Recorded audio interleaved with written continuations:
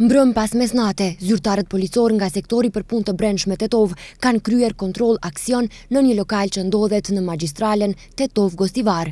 Gjatë aksionit, për shkak të keqpërdorimit të qëndrimit turistik, përkatësisht qëndrimit në kundërshtim me qëllimin, janë ndaluar 4 shtetase të huaja, përkatësisht 2 nga Republika e Shqipërisë, 1 nga Kosova dhe 1 nga Moldavia, të cilat ishin të moshës 26 deri në 31 vjeç. Ato janë ndaluar në komisariat për veprime të mëtejshme. Mbrëm në ora 23:20 në stacionin policor në Gostivar, 38 vjeçarja nga Gostivari ka raportuar se në periudhën prej datës 3 deri në 6 mars bashkëshorti i saj me të cilin nuk kishte kuror, S.A. nga Gostivari, ka ngacmuar seksualisht dhe ka prekur vajzën e saj të mitur, e cila ende si ka mbush 15 vjet.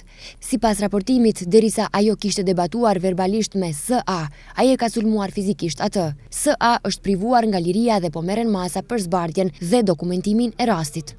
Mbrëm në Tetov, në rrugën 113, zyrtar policor nga sektori për punë të brendshme Tetov kanë privuar nga liria F.B., 33 vjeç, nga fshati Strimnic, për shkak të dyshimit të bazuar për kryerje të veprës penale nga neni 144, paragrafi 1, rrezikim i sigurisë të dënueshme nga Kodi Penal i Republikës së Maqedonisë së Veriut.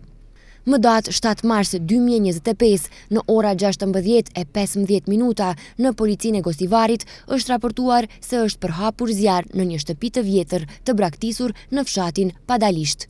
Nuk ka të lënduar, ndërsa zjarri është shuar nga ekipi i njësitit territorial i zjarrfikjes së Gostivarit. Kontrollin e ka kryer ekipi i stacionit policor Gostivar.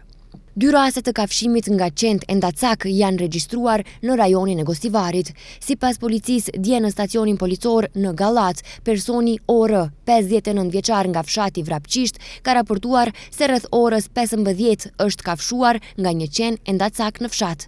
Dje në stacion policor në Qegran, personi EZ, 65 vjeç nga fshati Forin, ka raportuar se rreth orës 11:55 është kafshuar nga një qen e Ndacak.